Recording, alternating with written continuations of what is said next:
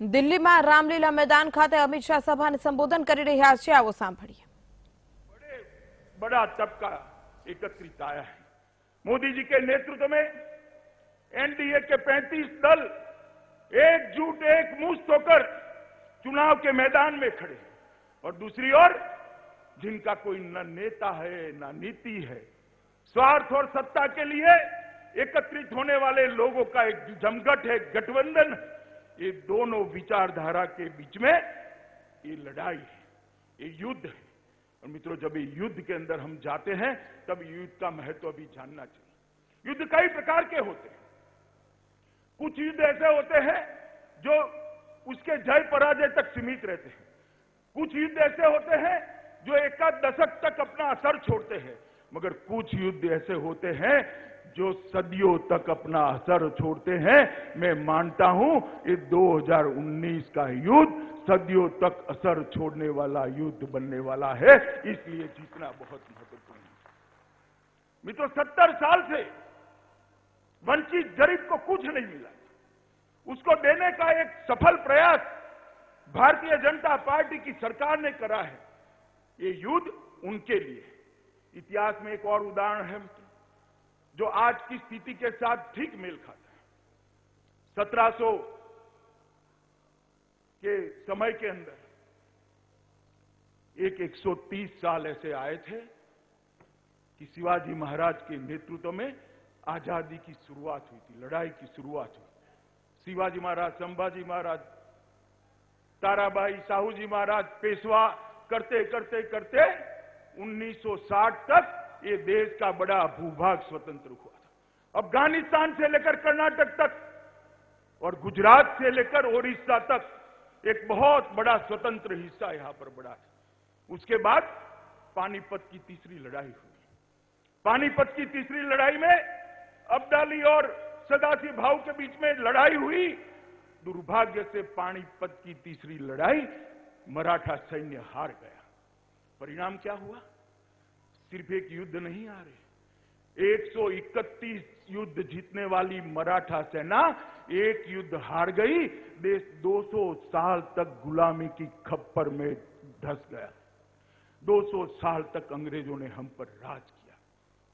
ये निर्णायक युद्ध था। ये निर्णायक युद्ध हारने के साथ देश की जनता को 200 साल और गुलामी में रहना पड़ा। मित्रों, आज ऐसी ही 1950 से जो हमारी यात्रा शुरू हुई, 1950 से लेकर 2014 तक कई उतार चढ़ाव आए। एक समय तो ऐसा आया कि लोकसभा में हमारी 2 सीटें हुई, जनसंघ बना, उत्तर प्रदेश, राजस्थान, मध्य प्रदेश, बिहार के कुछ क्षेत्रों के अंदर पार्टी मजबूत हुई। जनसंघ से जनता पार्टी बनी, जनता पार्टी से भारतीय जनता पार्टी, पश्चिम में हमारी सरकार बनी, गुजरात में लंबे समय तक सरकार बनी, बीच में अटल जी की भी सरकार बनी और गई। हमारा काम 6-7 राज्यों तक सीमित रहा। इतने में 2014 आया। 2014 में भारतीय जनता पार्टी ने मोदी जी के नेतृत्व में चुनाव लड़ने का फैसला किया और 30 साल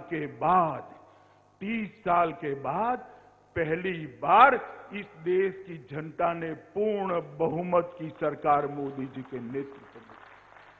और ये 2014 से आज तक जो भारत और पार्टी के विकास की यात्रा बरोबर चली है, वो यात्रा फैलती फैलती फैलती 6 राज्यों से निकलकर कहीं दूर उत्तर पूर्व में पहुंची। बंगाल के अंदर हम सत्ता के अंदर आने के लिए आज पूर्ण तैयारी कर बैठे हैं। बिहार तक पहुंची, ओडिशा तक पहुंची, उत्तर प्रदेश जीत लिया, उत्तराखंड जीत लिया, असम जीत लिया, हिमाचल जीत लिया।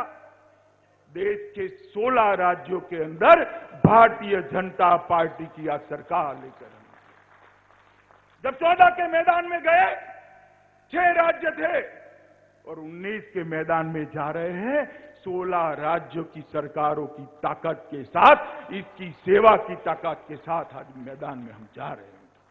मैं ये बताना चाहता हूं, भारतीय जनता पार्टी का विकास और विस्तार, देश का विकास, देश का गौरव, ये 5 साल के अंदर दिन दूनी रात चौगुनी बढ़ा है। भारतीय जनता पार्टी की सदस्यता 2 करोड़ 40 लाख थी, आज 11 करोड़ सदस्यों के साथ हमारी पार्टी विश्व का सबसे बड़ा संगठन बनकर दुनिया में गौरव प्रस्थापित करे। 6 सरकारों से 16 सरकारों तक पहुंचे। देश के 80% शक्ति केंद्रों पर शक्ति केंद्र अध्यक्ष की हम काम कर पड़े। उड़ीसा और बंगाल जैसे एरिया के अंदर भी हमने हमारे पार्टी के विकास को पहुंचा है। इस 2019 का चुनाव भारत के विकास और पार्टी के विस्तार के स्थायित्व का चुनाव है। मित्रों, अब भारतीय जनता पार्टी ने वापिस नहीं आना चाहिए। मैं आप सभी का आह्वान करना चाहता हूं, पराक्रम की पराकाष्ठा कर एक बार 19 में मोदी जी को प्रधानमंत्री बना दीजिए। दक्षिण सिर्फ छूट गया है, केरल तक भारतीय जनता पार्टी का झंडा फहराने का काम अपने जीवन काल के अंदर ही समाप्त है। कई लोगों ने पीढ़ियों तक काम किया, तब आज ये प्लेटफॉर्म हमें मिला है। इसको आगे बढ़ाने के लिए ये 2019 का चुनाव है। मित्रों, विजय हमारा निश्चित। देश की जनता मोदी जी के पीछे चट्टान की तरह खड़ी, और मैं मानता हूं आज न केवल भारत के अंदर, न केवल हिंदुस्तान के अंदर, पूरी दुनिया में मोदी जी जैसा लोकप्रिय नेता किसी और दल के साथ नहीं है जो भारतीय जनता पार्टी का नेतृत्व कर रहा है। मित्रों, कई प्रकार की भ्रांतियां फैलाई जा रही। भारतीय जनता पार्टी के विजय को शंका के बादलों में घेरने का प्रयास हो। गठबंधन, गठबंधन, गठबंधन। क्या है गठबंधन? मैं आपको बताना चाहता हूं, एक गठबंधन ढकोसला है, कुछ नहीं। ये सारे अपने अपने राज्य के नेता एकत्रित आए हैं। एक गठबंधन की कोई अखिल भारतीय असर नहीं है मित्रों। और ये सारे नेताओं को 2014 के चुनाव में आपने पराक्रम कर चुनाव के मैदान में हराया है। आज फिर से एक बार हराने का समय। 1+1 नहीं होता। राजनीति फिजिक्स नहीं है, राजनीतिक केमिस्ट्री होती है। कई बार 2 पदार्थ इकट्ठा होते हैं तो तीसरा ही पदार्थ बनकर बाहर आ जाता है। एक गठबंधन करने वालों को मालूम नहीं। यूपी में भी सपा और कांग्रेस ने गठबंधन करा था, ऐसा ही माहौल था। हम अपने रास्ते पर अकेले गए, दृढ़ता के साथ गए, मोदी जी के नेतृत्व में गए। उत्तर प्रदेश के अंदर 325 सीट का प्रचंड विजय, यही भारतीय जनता पार्टी के कार्यकर्ता। और यही यूपी के लिए, वही यूपी के लिए आज कह रहे हैं कि बुआ भतीजा इकट्ठा होंगे तो क्या होगा।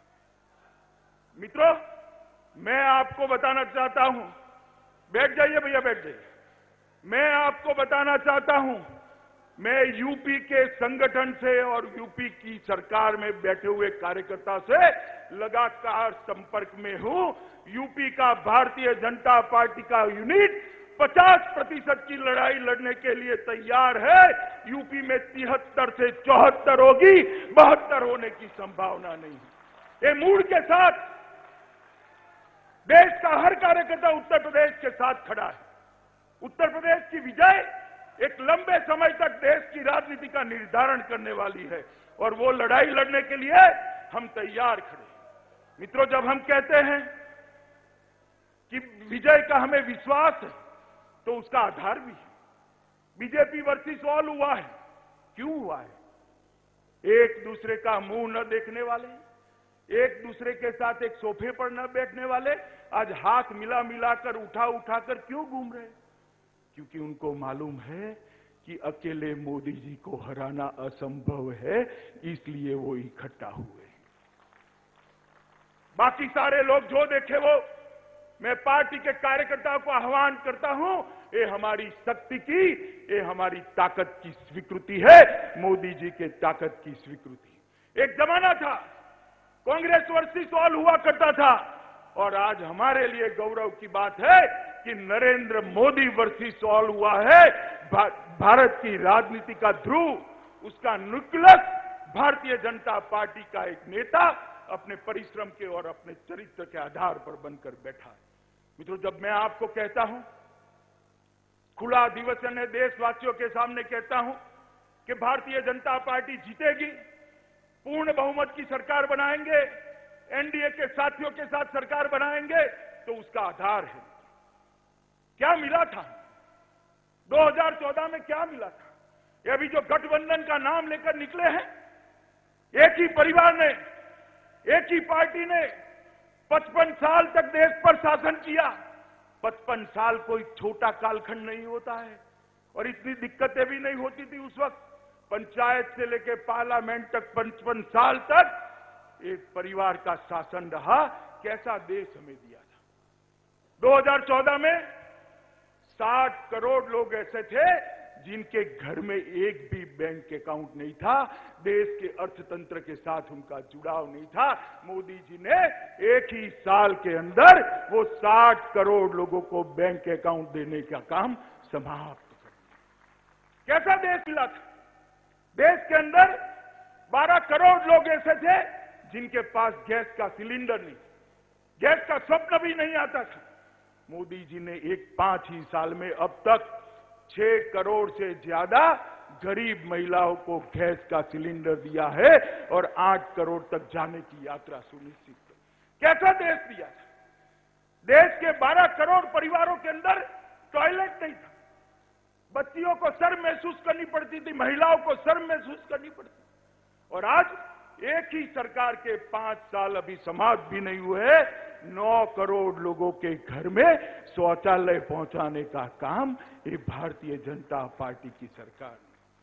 10 करोड़ लोग घर ऐसे थे जिनको घर भी नहीं मिला। खुला आसमान, खुली छत, कई टहनियां लड़कियां डालकर एक आशियाना बना लिया। ऐसे 10 करोड़ परिवारों के लिए एक संकल्प लिया गया कि 2022 के पहले ये देश में एक भी घर ऐसा, एक परिवार ऐसा नहीं होगा जिसके पास पक्का मकान नहीं होगा। 2.5 करोड़ घर देने का काम ये भारतीय जनता पार्टी की सरकार ने सब। लगभग 2.5 करोड़ लोग ऐसे थे जिनके घर में कभी उजाला ही नहीं हुआ। केरोसिन का फानूस जला दिया, लकड़ियां टहनियां जला दी और गुजारा कर लिया। ऐसे 2.5 करोड़ लोगों में से लगभग 95% लोगों को सौभाग्य योजना के तहत पहली बार बिजली देने का काम ये भारतीय जनता पार्टी की सरकार ने।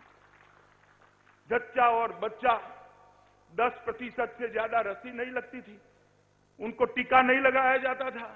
आज भारतीय जनता पार्टी की सरकार ने व्यवस्था करी है, हर गरीब माता और उसके नवजात शिशु को टीका लगाने की व्यवस्था कर दी। इस 55 साल के शासन में 50 करोड़ लोग ऐसे थे जिनके पिताजी को, जिनकी माताजी को, कोई गरीब के बच्चे को अगर गंभीर बीमारी होती, कैंसर हो जाए, दिल का दौरा पड़ जाए, लकवा मार जाए, किडनी ट्रांसप्लांट करनी हो, तो वो टेस्ट करने तक तो खर्च करते थे।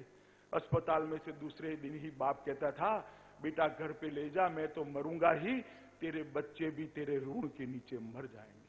और ये 50 करोड़ लोगों के नसीब में मित्रों इलाज नहीं था। नरेंद्र मोदी सरकार ने आयुष्मान भारत जय योजना लाकर देश के 50 करोड़ लोगों को 5 लाख तक का इलाज मुफ्त कर दिया।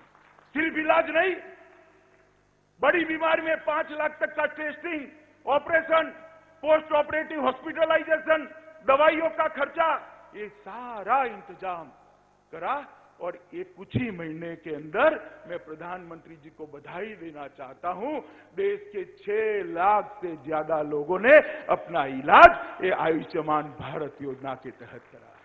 मित्रों, दुनिया के कोई देश के अंदर, कोई भी पंडित स्टडी कर ले, दुनिया के कोई देश के अंदर 50 करोड़ लोग और 10 करोड़ परिवारों को समाहित करने वाली ऐसी कोई स्वास्थ्य योजना नहीं है जो हमारे नेता, देश के प्रधानमंत्री मोदी जी लेकर इस देश के गरीबों के लिए आए।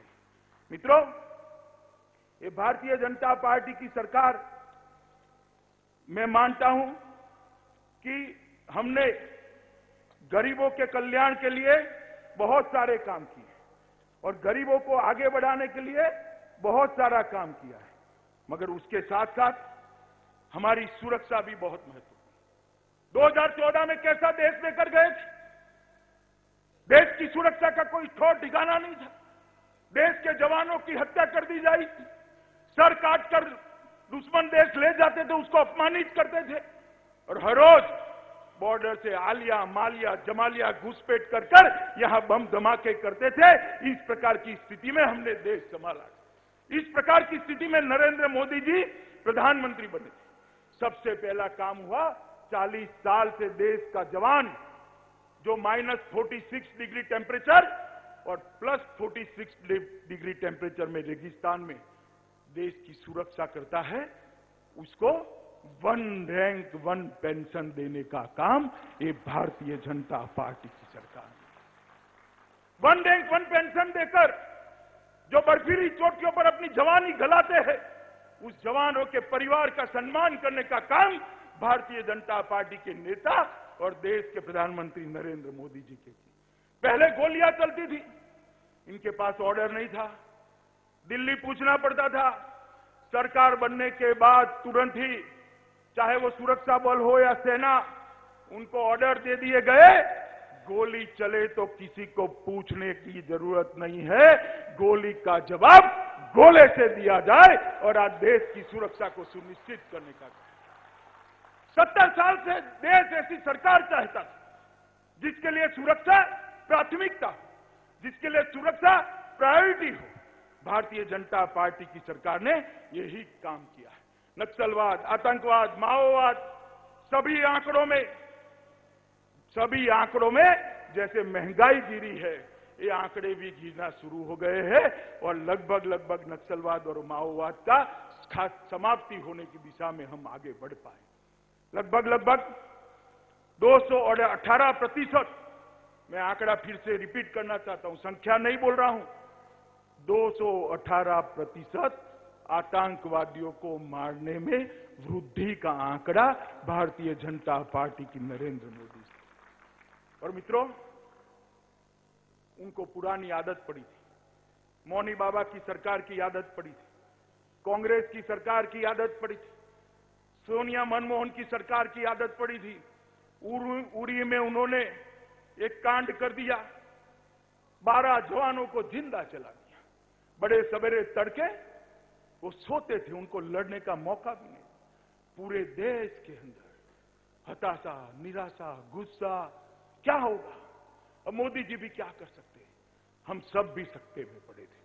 मगर मित्रों, इस बार मनमोहन सिंह की सरकार नहीं थी, नरेंद्र मोदी जी की सरकार थी। इस बार कांग्रेस की सरकार नहीं थी, भारतीय जनता पार्टी की सरकार थी। 10वें ही दिन मोदी जी ने सेना के रणबांकुरों को हुक्म दिया, हमारे रणबांकुर एक पाकिस्तान के घर में घुसकर सर्जिकल स्ट्राइक कर अपने जवानों की हत्या का बदला लेकर वापिस आ गए। कुछ नेताओं को मालूम नहीं पड़ता है ये क्या हुआ है।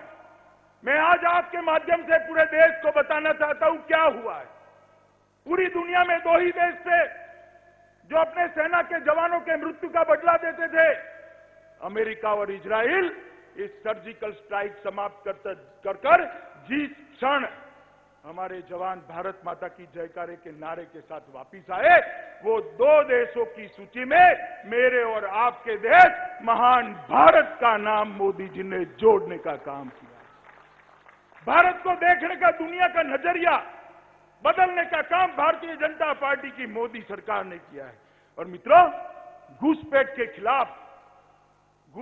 खिलाफ हम कब के लड़ते हैं, क्योंकि घुसपैठ देश की सुरक्षा के साथ जुड़ा है, घुसपैठ देश के संसाधनों के बंटवारे के साथ जुड़ा है, घुसपैठ गरीबी उन्मूलन के साथ जुड़ा है। इसके खिलाफ भारतीय जनता पार्टी के कार्यकर्ताओं ने कई प्रस्ताव किए, कई प्रदर्शन किए, बड़ी बड़ी रैलियां करी, मगर कांग्रेस की सरकारों के माथे पर जू नहीं रखती थी। मोदी जी की सरकार बनी, विजय यात्रा आसाम में पहुंची, आसाम में सर्बानंद सोनोवाल की सरकार बनी, और सर्बानंद सोनोवाल की सरकार बनते ही हमने एनआरसी की शुरुआत करी। मित्रों, क्या है एनआरसी? देश में जो घुसपैठिए हैं उनको चिन्हित करने की व्यवस्था है और देश के नागरिक का सम्मान करने की व्यवस्था है। अकेले आसाम के अंदर 40 लाख प्रथम दृष्टिया घुसपैठिए चिन्हित किए गए। मुझे तो बहुत अच्छा लगा उस दिन जब अखबार में आंकड़ा आया। मैं अभिनंदन करने के भाव के साथ राज्यसभा में पहुंचा। पूरी राहुल बाबा एंड कंपनी पूरी की पूरी हाय तौबा मचा रही थी। पूरी कांग्रेस, सपा, बसपा, डीएमके, तृणमूल कांग्रेस, सारे के सारे मार डाला। ये कहां जाएंगे, कहां रहेंगे, क्या खाएंगे, क्या पिएंगे, जैसे उनके मौसेरे भाई लगते हो, इस प्रकार का माहौल। मैं आज पूछना चाहता हूं राहुल बाबा एंड कंपनी के, आप अपना पक्ष स्पष्ट करिए देश की जनता के सामने। इस देश में घुसपैठिए रहे, इसके साथ आपका गठबंधन सहमत है या नहीं है, वो देश की जनता के सामने स्पष्ट कर दीजिए। घुसपैठिए देश को दीमक की तरह चाट जाते हैं, देश की सुरक्षा के साथ खिलवाड़ करते हैं। जब वो घुसकर बम धमाके करते हैं, हमारे नागरिक मरते हैं, उनकी ह्यूमन राइट की गठबंधन के नेताओं को चिंता नहीं है, उनको उसमें वोट बैंक नजर आती है, वोट बैंक। मैं आपको बताना चाहता हूं, भारतीय जनता पार्टी के कार्यकर्ताओं के माध्यम से देश की जनता को बताना चाहता हूं, ये हमारे लिए वोट बैंक का मुद्दा नहीं है, देश की सुरक्षा का मुद्दा है। ये भारतीय जनता पार्टी का संकल्प है कि हम देश भर से घुसपैठियों को चुन चुन कर निकालने के लिए व्यवस्था करने जा रहे हैं। ये देश ऐसे नहीं चल सकता। देश की सुरक्षा के साथ चुनाव जीतने के लिए खिलवाड़ नहीं हो सकता। मित्रों, देश की सुरक्षा को सुनिश्चित करने का काम भारतीय जनता पार्टी की नरेंद्र मोदी सरकार ने किया है।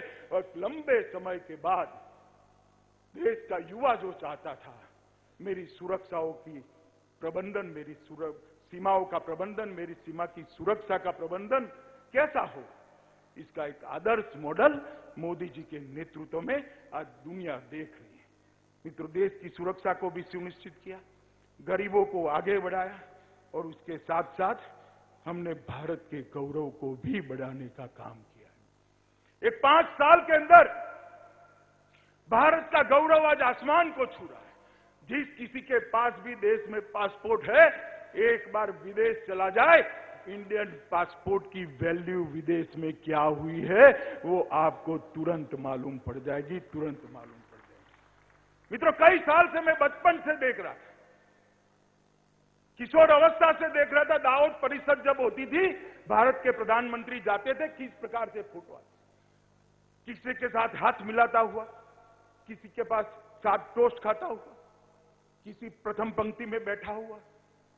इस बार 4 साल के बाद देश के प्रधानमंत्री नरेंद्र मोदी जी जब दावोस परिषद के अंदर गए, अमेरिका के राष्ट्राध्यक्ष होने के बावजूद दावोस परिषद का उद्घाटन का सम्मान भारत के प्रधानमंत्री नरेंद्र मोदी जी को।